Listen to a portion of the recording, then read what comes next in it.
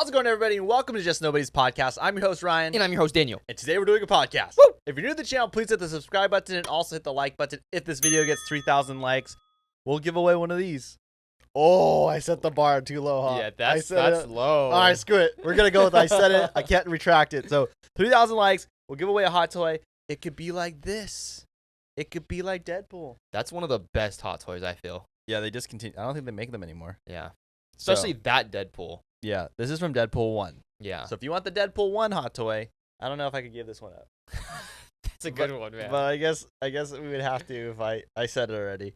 So also comment what you guys want us to talk about next week. As you see throughout this video, we use you guys' suggestions from last week, and we're talking about it this week. So make sure you comment for next week, and let's get into the podcast. Let's get into it. Okay, so this part of the podcast is called What If. It's the segment called What If. I like that name. What if all your friends, everyone you know, right? Everyone you have close to you that's not your family, is actually a detective or secret spy trying to get information about you, right? And there's a saying, right? Friends come and go. So what if when the friend leaves and you guys become distant, it's because he or she got the information they needed and they reported back to the agency and they're not your friend anymore. No, we're not doing that one. No, but think about it. Oh my god. I don't even want to think like that. Wait, why? Because that's so bad. You're not even letting the game. You're not even playing. That one's scary. That's scary. That's why. That's so scary. Yeah, because when you think about it, someone that becomes super obsessed with you, like as friends do, right? You want to like be supportive of your friend. So like, naturally, it would be a good angle to become if you're a spy and you want to get information, you would just become the person's friend. Oh my god.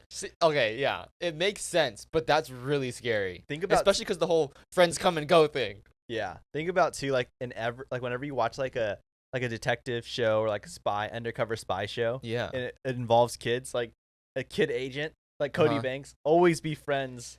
You know the person to get the information. Yeah, you're right. Oh, that one's freaky. Okay, the next one. What if you're actually the only person on Earth living, right? What? And everything around you, me, people, your friends, is all just your imagination to make yourself feel less lonely. Oh my gosh. Oh my gosh. We're starting this podcast something like this is like some mind-bending stuff. Because I guess for people, right? Like for us, whoever, that it applies to everyone, because how would you know? I could tell you right now, like, no, I'm actually here. But that could just be you thinking that you're telling me that. Right. Just to make myself feel better. Yeah. Oh. I feel like your reactions are just, because these are freaky. They are really weird. Because it makes you question things that you just take for granted, right? You just live your life. Yeah. And that first one really messed me up, man. I'm thinking about like all my best friends. I feel like it's more so for people that have like maybe one best friend. You have like multiple. Yeah. But I've also lost a lot of friends, you know? Yeah. Over like time. So maybe they just got the information they needed. I guess so. Okay, so what if like whenever, you know, like how we all experience this, where you think you hear your name, someone's calling your name, and you like look around, you're like, there's no one. No one's here calling your name. That happens to me all the time. So what if it's actually a friend or family member trying to call your name to wake you up from a coma? Okay, I know what you mean. It's like you think someone is just calling your name, but no one's calling your name at all. Yeah, it's like when you feel like your phone vibrating, but there's nothing. Oh my gosh. So it's someone like saying like, Daniel. Yeah, and this is all a dream. And you're like looking around like, what? Oh my gosh. So this could all just be a dream and I'm in a coma. And whenever I hear someone calling my name and no one's actually calling my name, it's actually like you just trying to wake me up in my coma. Right. Oh my god. Okay, so this last one, it's very emotional because I feel like this is real. Like this is what kindness can do and like being like a good person. Oh boy. What if someone today you were nice to and you actually saved them from like harming themselves or like offing themselves? Oh, yeah. And you saved them from because you were just being nice. Like you're just nice. Yeah. And you could like shift their mindset. That's like a really good reminder, right? Yeah. That you should always like do your best to just be nice to people. Yeah, it doesn't cost you anything. Like, yeah, because you also don't know, like just like you're saying, right? Anybody you just meet randomly or like say someone drops something and you pick it up for them, right? It's like little things like that could really have an effect on a person's life. Yeah. So always do your best to be kind. Like, you don't know what people are going through. Wow. Like, we all think we have stuff going on, but there's people that have it way worse, right? Like, you can look at someone that looks totally normal, but they're like hurting so bad inside. Right. Wow. That's a good one. Yeah. So I'll end it with that, the what if segment, and we'll move on to the next part. Let's hope, it gets happier. On to you. Go ahead. So I think we need to start with some Marvel news. Okay. Marvel news. So apparently Marvel is searching out for some heavy hitter Marvel actors. Big actors. For Secret Wars. Okay. Now they're saying like Tobey Maguire, Hugh Jackman level. Yeah. Heavy hitter. It makes sense. I mean, I feel like this news isn't like crazy new. We've been talking about like how there was even rumors that they're gonna try to bring the whole Fox universe. Every hero that's been around for Marvel, they're gonna have them in this movie. Yeah. So speaking of bringing people back though, there's a big rumor going around that the original Reed Richards and Sue Storm will be in Deadpool 3. Really? Yeah. I do feel like we talked about this, right? Like how the Fox universe is going to be in Deadpool. Right, but now that rumor's like kind of getting around a lot. Is Chris Evans coming back as the Human Torch? Some are saying that. I mean, I heard he did say that he wants to come back as the Human Torch and try to close out the Human Torch's story. Right. Because it was very, short-lived. Yeah. 2 movies. Yeah. And I guess from Daniel RPK, right, he's been a credible source over the years. Yeah. And apparently the Kang Dynasty, right? The story of the Kang Dynasty will end with Kang, the same Kang from Quantumania. That Kang will be conquering a bunch of different worlds at the end of Kang Dynasty. And it'll lead into Secret Wars, where the remaining Avengers will have to search the multiverse to find heroes to help them defeat Kang. It's kind of like what I said in the other podcast about like how I was kind of like predicting how it would go. Right. And now this is the rumor. That's the rumor. So hopefully it comes true. Yeah, I mean, I'm super excited for Kang Dynasty, super excited for Secret Wars. I think there's a lot of like potential because obviously Kevin Feige really wants to outdo Endgame. Yeah. Which is a very difficult task to do because obviously Endgame was such a well done movie, but it had this whole idea of the saga of movies leading up to Endgame, right? So there's like a lot of build up, a lot of like us as fans just like every little building block, right? We're piecing this together for this big finale. Yeah. And I don't think Marvel has really had the chance to really do that for this next one yet. Yeah. So I agree. I don't know when that will be. Is it going to be 2024? Is that coming out? 2024, I believe so. And then you got to look at like the Infinity Saga and like all the like just everything in general, right? Yeah. Like leading up to Endgame, there was like a solid 10 years of movies. Right. Movies, it was just like this whole thing. And for them to try to do like something bigger than Endgame in like 2 years worth of storytelling, I just feel like that's so hard to do. Yeah, I mean, Iron Man came out in 2008. Yeah. And then we got Endgame in 2018. Something like that. Yeah. I know that it was like a 10-year. Right. But if this rumor is true, right, if it's the same Kang from Quantumania, could that support the theory that Ant-Man's not going to make it out? Yes. I do feel like when I did say that theory about Ant-Man dying, yeah, I do feel that after like reflecting on it and thinking about it, it is hard to say if they would kill him off because I do think you do want to have him probably for Kang Dynasty. Right. I think what would be really interesting to see is Scott Lang like have some kind of issue with Kang in the Quantumania, and then Scott Lang having to come back at the end at Kang Dynasty to have to like rework whatever he did wrong in Quantumania. Oh. So he has this like ongoing like conflict with Kang, and he wants to, fix his mistake because maybe Scott will make a mistake in Quantumania where he's gonna release Kang, something like that. Yeah, because I guess in Quantumania, the reason Kang wants Scott Lang's help is because he's stuck in the quantum realm. I think I saw that on Twitter. It sure seems like it could be like that. Yeah. Because you see how Kang's like looks like he wants Scott's help. Right. Why does he need Ant-Man's help? The guy's like Kang, I know. So there's something that's keeping him stuck, I guess. We'll just have to see. Okay, enough Marvel news. Let's move on to this. So yesterday, we saw Avatar: The Way of the Water, which was an amazing film. Oof. We have restrictions on what we can say in terms of like giving a review, but we're allowed to give our reaction. So, and our reaction was that it was really good. Yeah, it's a very good movie. I do feel like if you like the first Avatar, you will definitely like the second one. Mm-hmm. It's way more emotional, way more action, and just an overall powerful, I don't know. It's like a very powerful story. Yeah. The movie is 3 hours and 12 minutes, but it was like, it's the way James Cameron told the story. It goes quick, and it just like hits in the right spots. Oh, 100%. I feel like we have to be kind of vague on like what we say because I don't want to spoil anything. Definitely can't give away anything. Yeah. The storyline, no one knows about. Like, the trailers don't really tell you what it's about. You'll be surprised. There's some surprises. If you like the movie, the first one, you'll like the second one. I think the second one's better than the first. Yeah. Enough said. Just go watch it. Trust us, it's really good. Okay, so now we're going to move on to the segment of verses. And this week, we're doing animated / cartoon characters. Okay. So the first one, Shrek versus Sully. Shrek versus Sully. Both are big. Yes. Both are strong. Yep. Both can kill. And I imagine both have bad breath. That's a very valid point. Let's see here. Okay, Shrek. I can't envision him being as big as Sully. I feel like he's not. Yeah, I don't feel like he is either. Sully, I'm gonna get really scientific on this. Okay, let's hear it. I could look really stupid. I want to say the average door Uh-huh. is what, 7 feet tall? Yeah. Okay. We know that Sully has to duck to open doors. Am I right? True. That's true. You're right. You're right. So if we assume that he's ducking, and the door is 7 feet tall, he's like, we're looking at like 8 or 9 feet, right? Right.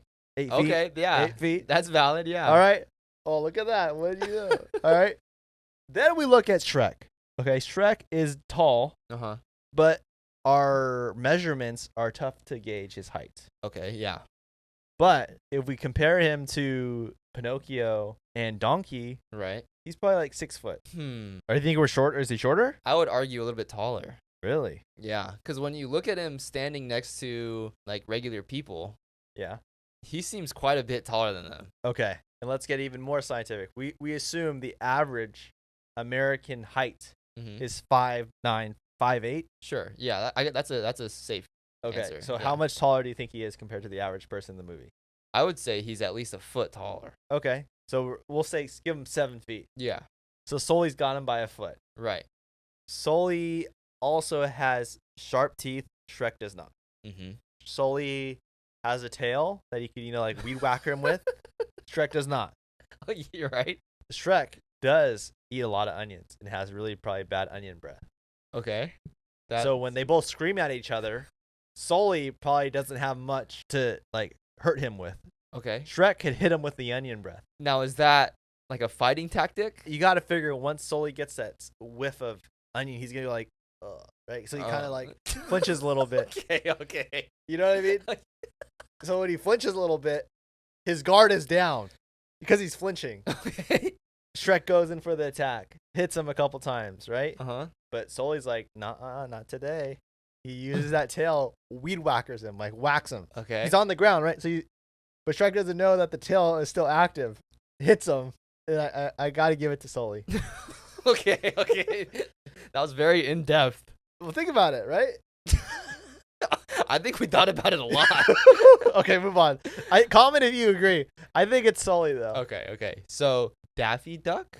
Okay. Or Donald Duck? Oh, Daffy Duck or Donald Duck. Both are kind of grumpy. Yeah.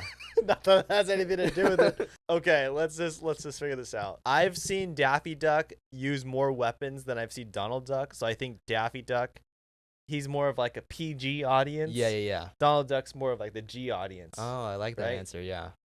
General. Right. Whatever that G stands for. PG allows him to pull up some, big hammers, squash some people. So I think we give it to Daffy Duck. That was a good answer. I try my best. Okay, Stitch from Lilo and Stitch. I figured. I guess, there's only one Stitch. Or Pikachu. Pikachu. Yeah. I mean, Pikachu by a mile, right? Because Pikachu, he don't got to be like right next to you. He could shock you. Send you like, some lightning bolts at you. Yeah. Okay. Scooby-Doo or Snoopy? Oh my gosh. Snoopy, I'm sorry, but I feel like Snoopy might have a dark side. Oh, really? I don't know why. He's a sleeper, huh? He's a sleeper. Okay. Okay, let's think about this a little harder. Think about this, right? Scooby-Doo doesn't like to fight. You're right. He likes to run. We do know that Snoopy, he's like very methodical. Like you could tell, like he's a thinker. Yeah. He doesn't react. He's more of like a planner. Right. So I guess maybe Snoopy would make a trap where he puts a bunch of like Scooby snacks somewhere and then drops a bomb on him or something, Yeah. I think Snoopy, you're right. Snoopy would win. Okay. Cartman from South Park. Okay. Or Stewie Griffin. Oh, God. Both are smart in their own way. I know my answer to this. It's Stewie. Yeah. Stewie Griffin would whoop him. Yeah. Easy. Yeah. In my opinion, easy. I feel like Stewie Griffin, I would boldly say this. I think Stewie Griffin can beat a lot of heroes, like Marvel heroes. Oh. Is that bad to say? That's a bold one. I just think that Stewie, if you just look at like the abilities he has in terms of his brain, yeah, he could do some damage. That's true. Okay, on to the next one. Garfield or Scooby-Doo? Garfield or Scooby-Doo? Now, you see, both of them are kind of harmless in a sense. Yeah. So who would win if they were put up face to face? So obviously both aren't very confrontational. Both don't want to fight. Right. The commonalities is both of them like food, right? True. Garfield, what does he like? He has his lasagna. Lasagna. Yeah. Scooby likes Scooby snacks. Yeah. So maybe they'll just like have like a competition over who gets to eat throughout the house, right? And they're like figuring out who's gonna eat everything, and then one person eats all of the food. You know what I mean? And the other one just starves to death. You know what I mean? You know what I mean, though? So maybe there's no fighting. It's just like who gets to the food first. What am I saying? Oh, man. I give it a Scooby-Doo. You know why? Why? Because Scooby-Doo is bigger. I mean, Garfield's really lazy, right? He's probably not going to do much. Yeah. So, Scooby-Doo, I think, too. And I like dogs better than cats, so. Okay. Popeye? Yeah. Or Johnny Bravo? Popeye for the culture. Yeah. You give that guy some spinach, you're done. Yeah, I mean, his whole thing is, right? Like, you give him spinach, the guy becomes Superman. So, right. Popeye. Okay. Cosmo and Wanda versus the Aladdin Genie. Oh, so it's a 2v1. 2v1. Now, the Aladdin Genie could summon multiple genies, can't he? Yeah, he can he can make multiple of himself. So in that case, I think you got to give it to the genie. Yeah.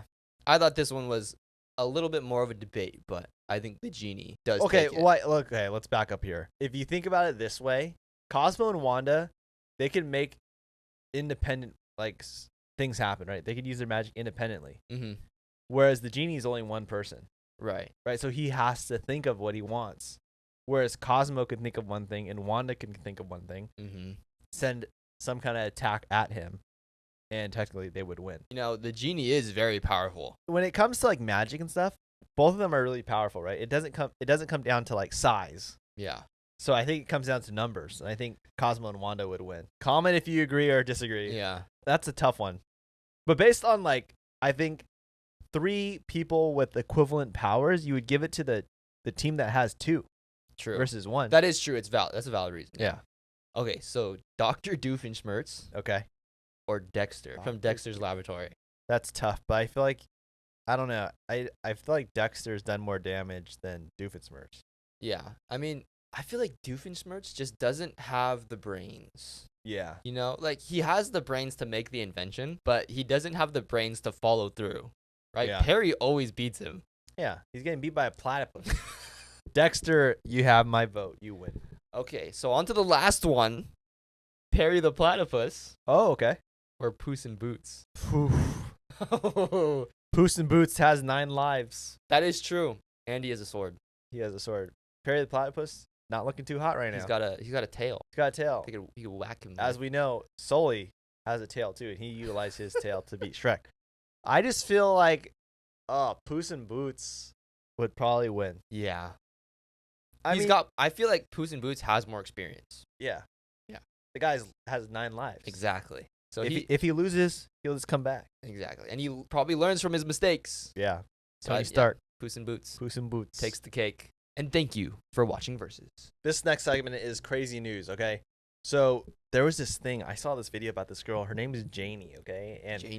And what her dad did was when she turned 11 years old, he like took her to Baskin Robbins. He recorded her on her birthday, right? Okay. And what he did was like he had her say like her age and it's her birthday. And he did that every year on her birthday. Like up to her 20s. What? So you see how this girl like grows up. Like every video, like every clip is like her on her birthday saying the same thing. Wow. But you just see like the progression of like how she changes, right? Yeah. And like how her hair like changes and like just how her voice changes. Right. And it's just so cool to like see like someone document that, you know? Gosh, I kind of wish we did something like that. I know. I just think that's such a cool idea. Like I wish that's why I'm talking about it right now. Like people should try this. If you're like 10 years old, dude, just do it. Just start now. I know. That's because that would be so cool to look back on. Yeah. Can you imagine like 25, 30 years old, you have like this awesome video of like this whole like every year thing, you know? Yeah. Try to like replicate the same spot you're in and then just try to record it. Dude, that's cool. It is really cool. I hope she should continue it. Yeah. You have to. You should. You make it that far, I don't see why you would stop. Yeah. But I almost feel like she stopped. Or maybe she's like waiting to build it up again. Maybe when she turns 40, she'll release the next one. Gosh, I really wish we did something like that now. I know. That would be really cool to like have. It reminds me of that movie Boyhood. Remember like how it records the kid growing up. Okay, so moving on. There is this turtle that just turned 190 years old and has the Guinness World Record for the oldest turtle to ever live. 190 years old. 190 years. So I just like started thinking, I was like, dude, could you imagine what that turtle has lived through? Like how much the world has changed in 190 years? Wait, so it's just this one turtle has been alive for 190 years. Yeah. That is crazy. I mean, he lived through all the different like world wars. Yeah. He saw like society change and just like all the progression and just like everything about culture and everything. But it's just so weird to think about what do turtles have in them to live that long? Yeah. 190 years? It just really baffles me because when you think about it, there isn't really any animal or insect out there, right, that really can shock people about their lifespan. Right.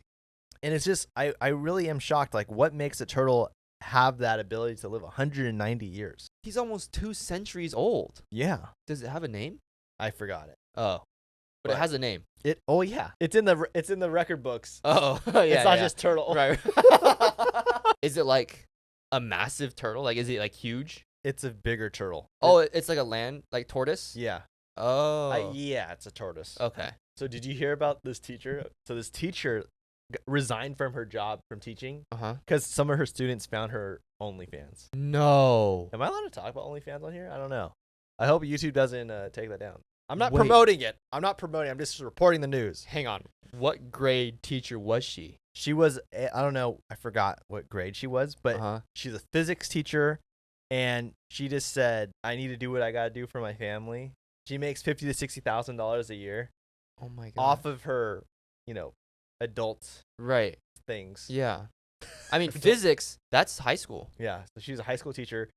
Her students were Googling her and found her. Wow. Yeah. And she resigned? She resigned. I guess, I don't know. I feel like the school, I don't know why she resigned. Yeah. Like, you'd be like, whatever, yeah. Also, so did you know how Elon Musk caught one of his employees at Tesla leaking information to the media? Wait, what? So this guy, I guess one of his employees was leaking a bunch of Tesla secrets to the media. And Elon Musk was like, how is all this data and all these all this information getting out to the public? Right. And they started thinking about there's someone within the company that is sabotaging them. Yeah. What he did was he wrote all these different memos, right? So he had thousands of memos, and he released fake secret information. Oh. Right? Because he knew if he sends secret information, people will probably leak it. Yeah. So to catch the person that's leaking it, he decided to make each memo written a different way. So the punctuation, he would have multiple spaces in between words. Randomly he'll be okay, let's hit the space bar twice here. Have a little bit, 2 extra spaces. Right. And he was able to document each memo okay, Daniel gets 2 spaces after this word. So-and-so gets 2 spaces after this word. So he changed the spacing on all the different memos so he can keep track of who has it. Oh. Right? So what happened was when the guy leaked it, right? The leaker. Yeah. He just copied and pasted the memo. So then when he looked on Yahoo or wherever he was, Elon Musk was able to see like, oh, there's 2 extra spaces here. So then he goes to his records and he's like, oh, I put 2 extra spaces in this spot for this person. Oh my gosh. So that's how they found out like who the leaker was. That is genius. I know, but it just seems like, dude, that's a lot of work. That's a lot of work, but that was one of the like most secretive ways to do it. Yeah. Because who would think that someone would take the time to even do that, right? So, right. Especially because out of like all the Tesla employees, right? You got to think no one's going to fess up, right? Obviously, because they want to keep their job. Yeah. So the only way to catch them is to catch them doing something like that. Yeah. I wondered like how much it cost the business from all the leaks, like if it hurt the business. Yeah. But Elon Musk took care of it. I don't agree with Elon Musk on a lot of things he does, but I do feel in that area I was like, that was pretty like smart how they find it. That was crazy. That's crazy. So how do you feel like you would find a leaker? If you had a company and someone was leaking your information on the spot right now, improv, think of a way to find the leaker. To find the leaker. Wow. That's a hard question. I would leak some of my some fake information of my own company. Okay. And then I would probably ask that company like, what other sources do you get your information from? You would pretend to leak it to like a news publication. Yeah. You'd be like, hey, like just wondering, I see you guys have some other leaks from before. Who sent you that? Yeah. I mean, it's obviously not a great way to do it, but it's worth a shot. It's worth a shot. That's pretty good thinking. I mean, I had 5 seconds. Yeah, that's pretty good. It's so funny. So there's this fugitive, right? Everyone knows what a fugitive is, right? Like bad guy. Yeah. On the run. Right. So in Georgia, there's this fugitive, and in Georgia, on their Facebook page, like the sheriff department, like has a list of like the most wanted people in Georgia that they're trying to find. Okay. So this guy like comments on the post like, hey, like what about me? Like where am I?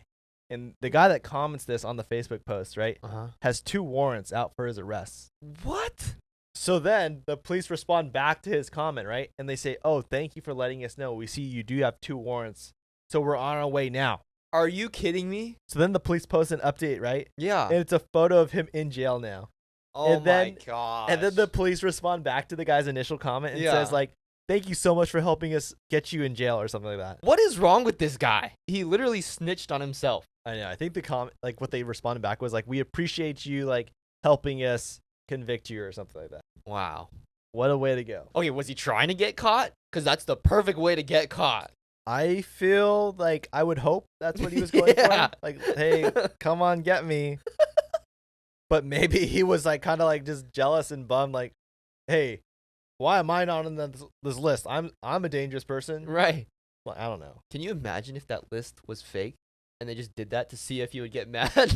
I mean, I just really wonder, okay, what was going through his head when he was making that comment? Like, was he really like, dang, why am I not on this list? Like, I feel like I'm probably one of the top wanted people. Why am I not here?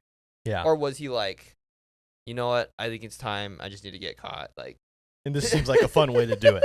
I don't know. I hope that he wanted to turn himself in.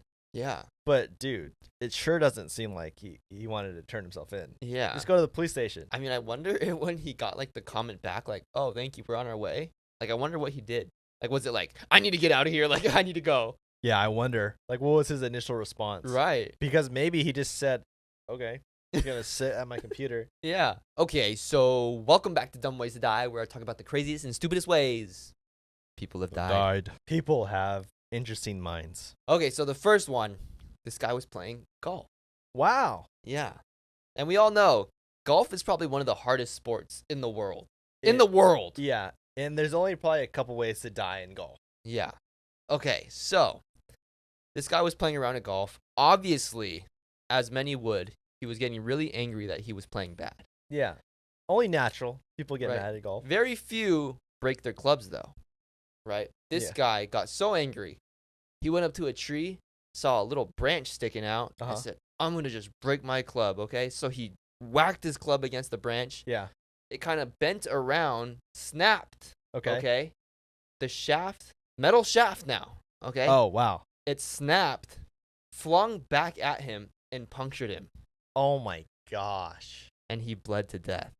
What? Yeah. Oh. He got mad and just whacked that tree. I guess in that case, the tree won. Yeah. 1 point tree, 0 points, man. Sadly, he won't ever be able to get a rematch. Right. Okay, so the next one. This lady liked to wear like ridiculously long scarves. Like ridiculous. Nice. Okay, we're talking like crazy. Okay, got it. So she decided to go out on a drive one day. Yeah. And it's a convertible. Okay, so there's no top, right? The scarf is flowing. Okay? Uh-huh. Now when they're driving, the scarf gets caught in the wheel of the car. How's it even out there? It's that long. That's crazy. So it got caught in the tire. Uh-huh. Obviously pulled her, yanked her, broke her neck. Oh, the scarf. The scarf. Okay, we're going to go through this quick. The last one. Okay. Guy was on a roller coaster. Now this roller coaster went upside down. Okay? Nice. It went upside down. Stuff fell out of his pocket. Instead of going to the worker and telling the worker, hey, my stuff fell out of my pocket. You need to stop the ride so I can go get it. Uh-huh. He decided to just run out and go get it. Oh, my God. So he ran out, went to go get it. Obviously, the ride is not stopping because he didn't tell anyone. What? So the cart started coming. Oh. And it hit him. Are you serious? And that's how he dies? And that's how he dies. Did he die on impact, or was it like a... I think it took like a really long time for the paramedics to come, so he died on spot. Gosh. Dude, I can't... That's what's so weird is I can't believe like it takes a long time for the paramedics to come to like a theme park. Yeah. You think they would just be like right there. Exactly. And thank you for watching Dumb Ways to Die. All right, this podcast is just getting started. I have a crazy story this week. I brought some spooky stuff again. Oh, okay. Some spooky, scary stuff. What's scary about the spooky, scary stuff is that it's not like spooky, scary like when you see a scary movie and you see like a creature on the screen or like the jump scare. These things are like scary because they feel like they are real. I mean, not like they are real. Right. Some of them are real. I mean, look at Robert the doll, man. I know. That thing's in a museum. And people say like all the time that they've seen Robert the doll move. Yeah. Like what? Okay, so I think we need to get into the theories really quick. We need to just get into them. Theory time. All right, theory time. So there's a crazy theory on why we have the tradition of putting gifts under the Christmas tree. I've never even questioned why we do that, and we do it every year. Yeah, so I saw a video by After School, and there's like a red and white mushroom called Amanita muscaria, and this mushroom, like a long time ago in the Arctic, people used to love this mushroom because it makes you like hallucinate and like trip out. But these mushrooms were actually super toxic, so before they consume them, they had to hang them in trees. But since they're red and white, they literally look like Christmas ornaments in a tree, and that's why we put Christmas ornaments in our trees. Wait, what? Yeah, and in the area, there were like a bunch of like wild reindeers. So when people would take these mushrooms and they would like hallucinate, they would hallucinate that the reindeer were actually flying. And that's where we get the idea of flying reindeer. So this whole time, it's all been because of mushrooms. Yeah, but what's even crazier, people would give these mushrooms to others as like gifts, but these mushrooms only grew underneath trees. And since they're red and white, it literally looks like Christmas presents underneath a tree. And that's why on Christmas, we have gifts wrapped in red and white wrapping paper. It's crazy how all these traditions of Christmas were made based on a mushroom. Right? You would think nothing of it. Like, how do you go from a mushroom all the way to Christmas? I just can't believe the tradition lasted this long. Right. Based on such a toxic idea.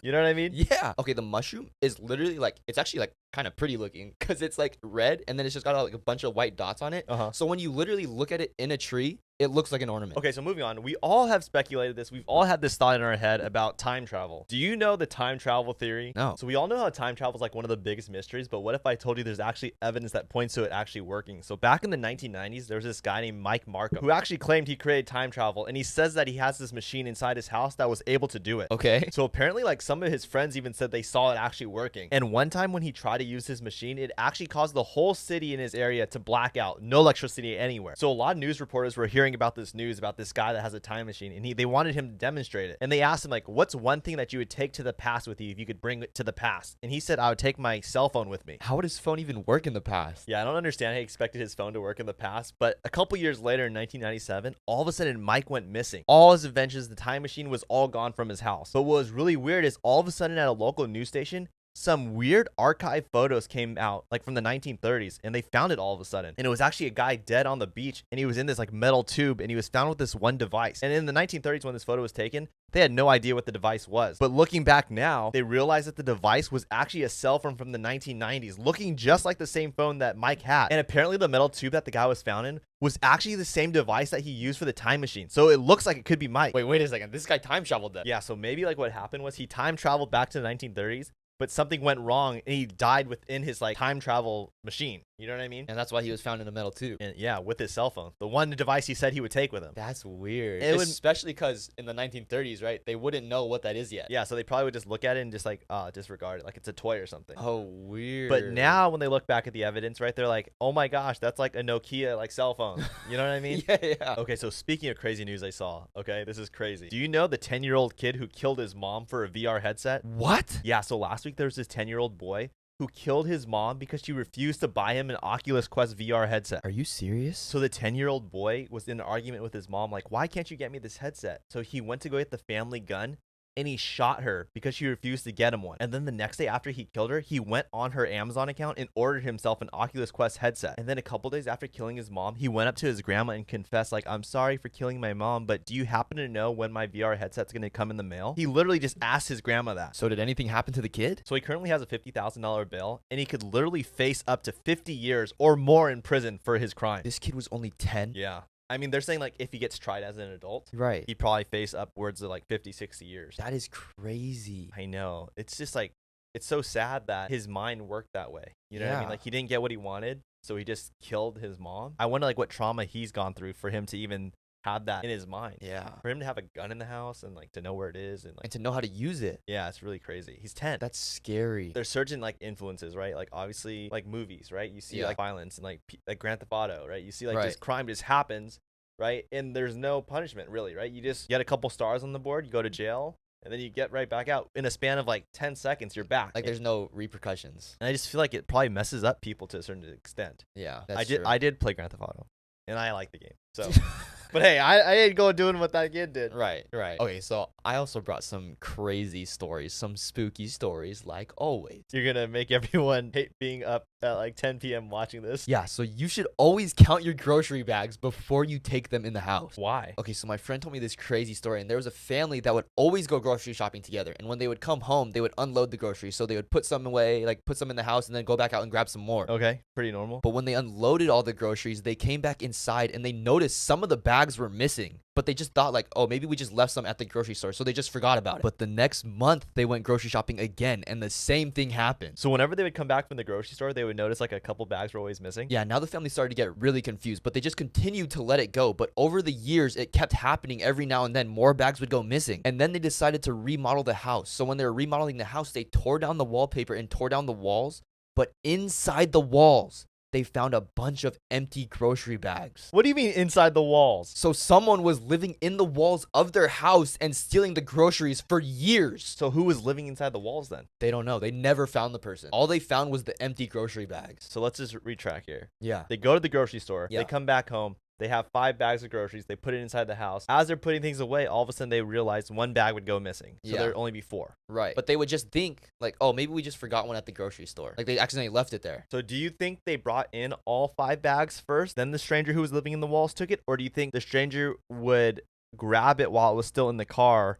You know what I mean? As the family's taking them in one by one, you know, there's still stuff in the car. Right. The stranger would then come outside, go into the trunk, steal one of the bags. It's possible they either did that or they would like they would go inside, right? The family would bring them inside and then walk back out to get more.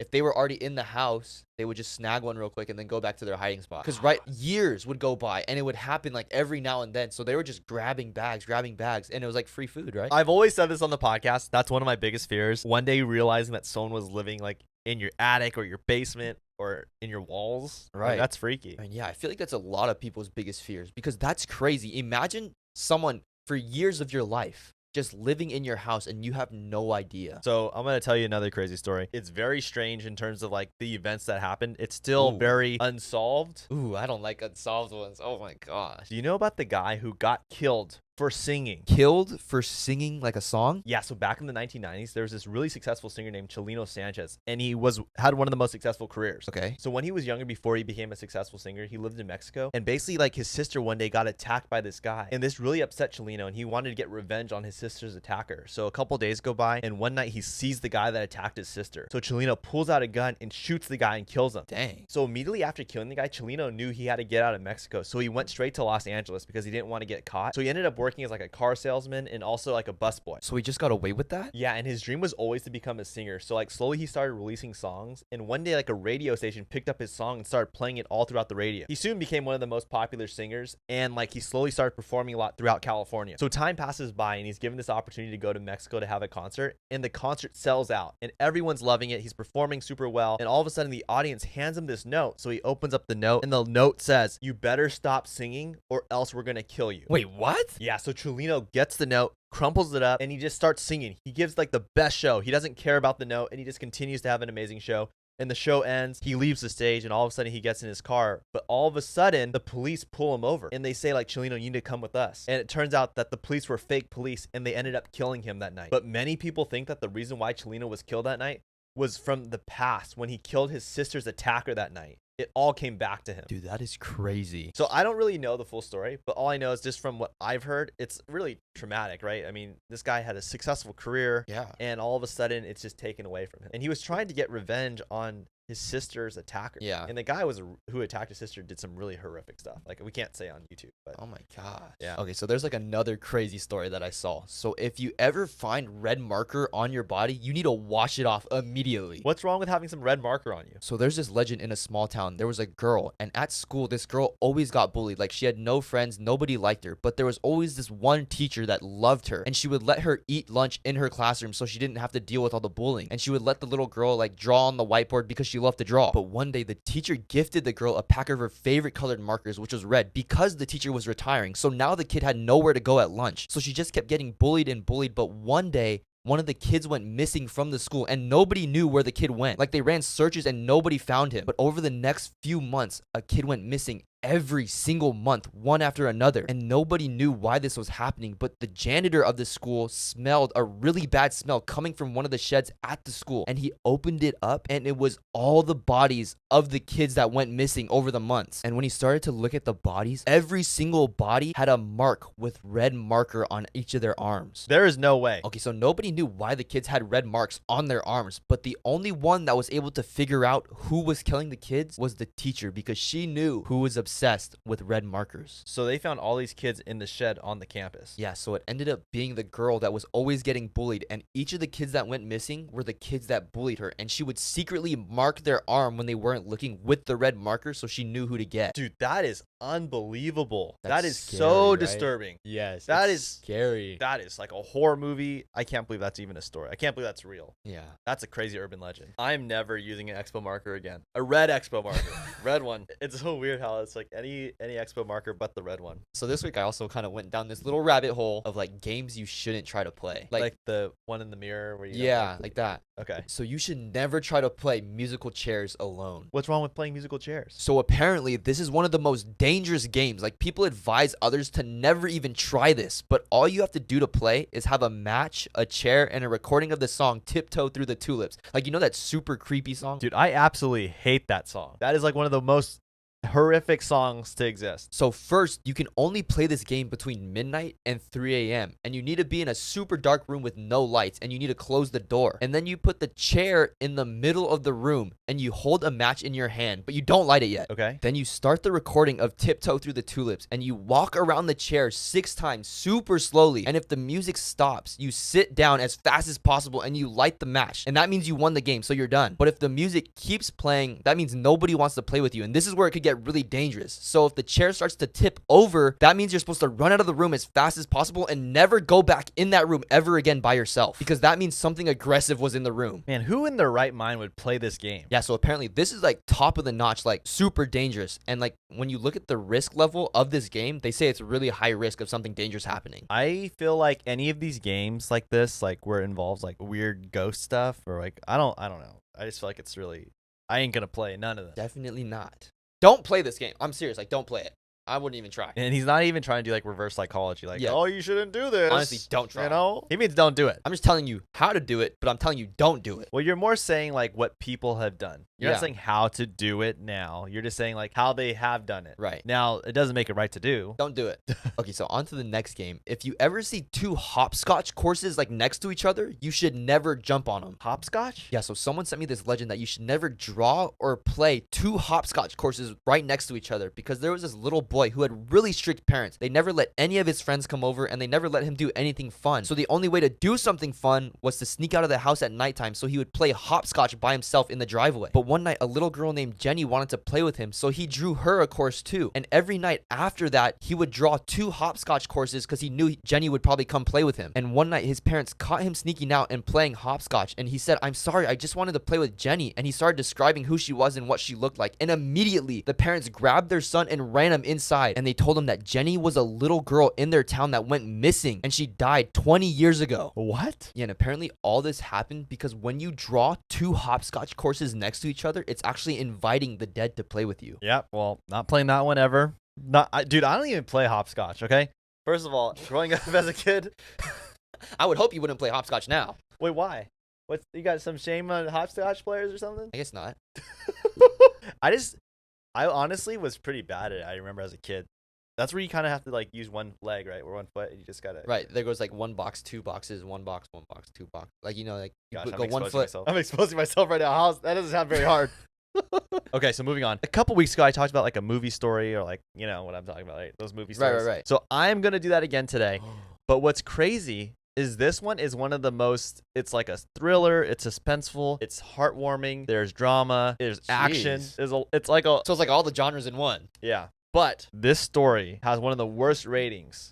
What? One of the worst ratings ever. But I think if I tell this story a different way, it could be redeemed. Oh, this is going to be interesting. Do you know the movie about the guy who poisoned all his friends to make them better people? How would poisoning make them better? So the movie starts out with this guy named Jake Foley, and he just found out he has terminal cancer. And Jake is a really wealthy guy. Like, he made a lot of money from being a professional poker player. And the reason why he was so good at poker was because every time when he was younger as a kid, he would always play poker with his childhood friends. Okay. So Jake knows he's going to die from the cancer. So what he wants to do is get all his friends to come together one last time and play like a game of poker together. But before they all come to the house, he gets this poison out of his bag and he fills up vials with this poison. This guy just has poison laying around? Yeah, so he has his friend that's a lawyer invite all his friends to come to the house. So his first friend is named Mikey, and he has an issue with alcohol. And his other friend named Alex is actually having an affair with Jake's wife. Wait, Jake's friend is having an affair with Jake's wife? Yeah, and Paul is a crooked politician. So all three of Jake's friends all have some kind of issue that they're hiding from Jake. So they all drive to Jake's house, right? And Mikey gets in the house, and all of a sudden you notice Mikey has a gun and he puts it in his pants. And Jake tells all his friends, okay guys, here's a drink for everybody. We're gonna play poker tonight, but just know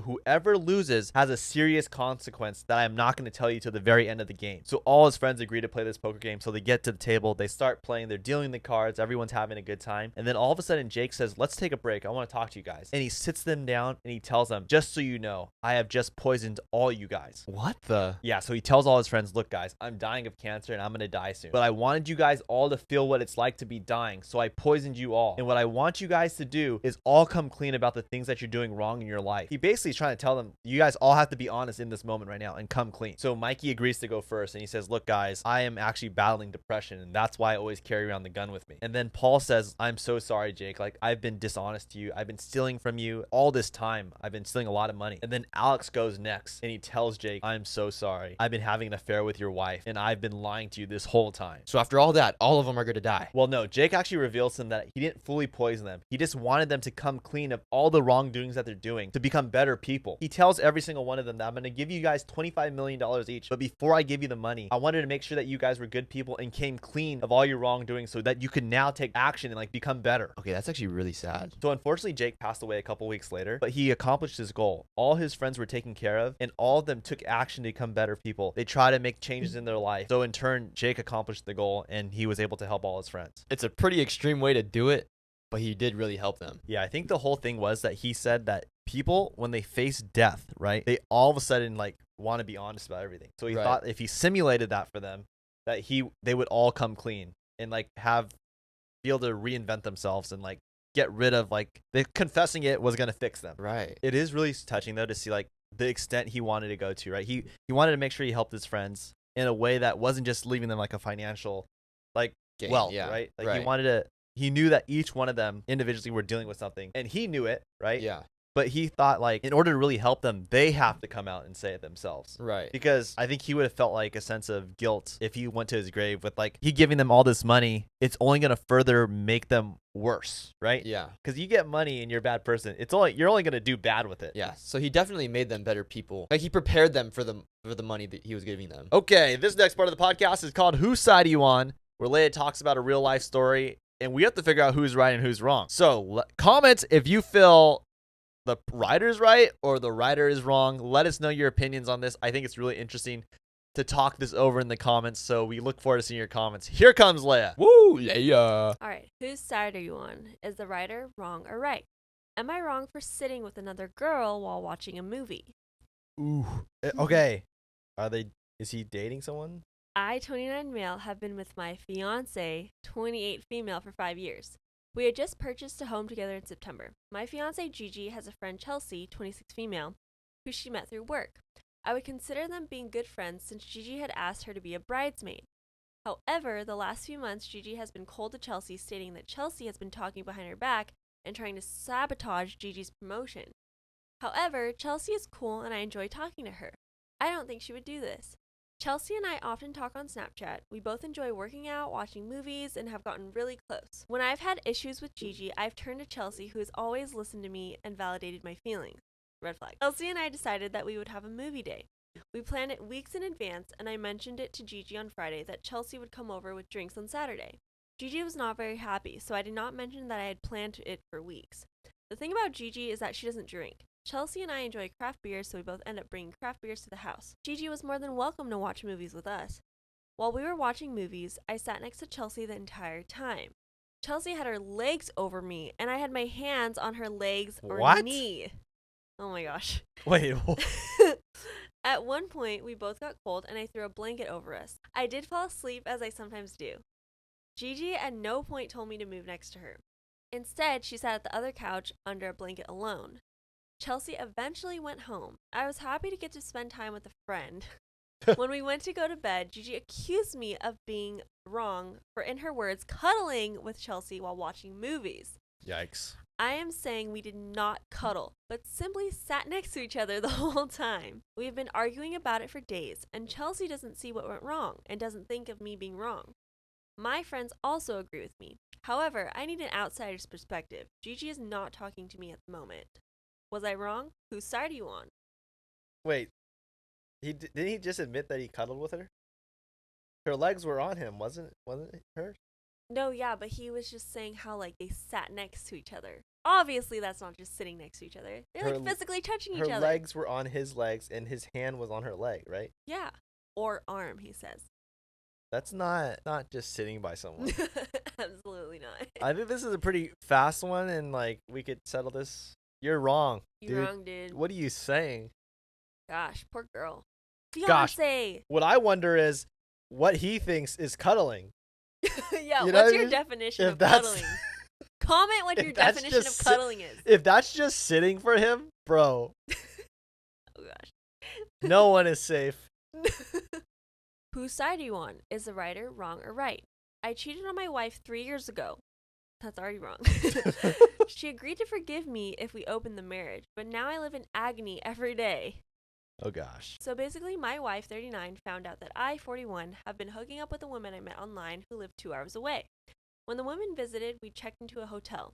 This went on for 3 months, and we had met a handful of times when my wife caught us. Oh.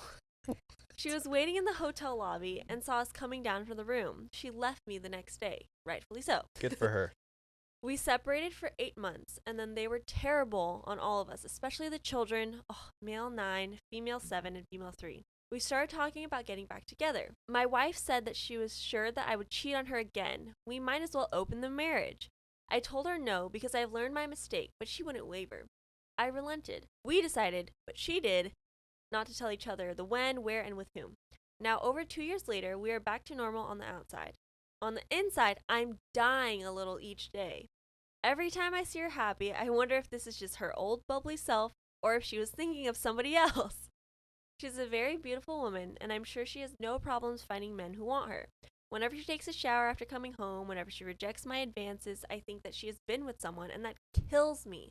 I have tried to discuss closing the marriage again, but she shuts these attempts very quickly with the divorce card. I don't know how much more I can take. I love my wife, and I want to spend the rest of my life with her. Will she ever stop punishing me?